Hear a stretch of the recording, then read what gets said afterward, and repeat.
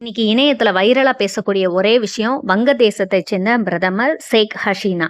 அவங்க ஏன் அவங்க நாட்டை விட்டு தப்பிச்சு இங்கே வந்தாங்க? என்ன காரணம் அப்படின்னு சொல்லி பாத்தீங்கன்னா, ஷேக் முஜிபுர் ரஹ்மானோட மூத்த பொண்ணு தான் ஷேக் ஹசீனா. 1975ல ஷேக் முஜிபுர் ரஹ்மான் அவருடைய மனைவி 3 மகன்கள் இராணுவத்தினால கொலை செய்யப்படுறாங்க. அதுல அவங்க பொண்ணு ஷேக் ஹசீனா நாடு கடத்தப்பட்டனால உயிர் தப்பிச்சிடுறாங்க. அவாமி லீக் கட்சியோட தலைவரா ஷேக் ஹசீனா தேர்வு செய்யப்படுறாங்க. 1996ல முதல் முறையா வங்கதேசத்தோட பிரதமராக தேர்வு செய்யப்படுறாங்க. எதிர்கட்சியா இருந்தபோது பல முறை கைதாயிருக்காங்க ஹசீனா. பல முறை படுகொலை முயற்சிகளும் அவர் மீது நடத்தப்பட்டிருக்கு. ஒரு தடவை 2004ல கொலை முயற்சியின் போது ஹசீனாவோட செவித்திறன் பாதிப்படைஞ்சிருக்குன்னு சொல்றாங்க.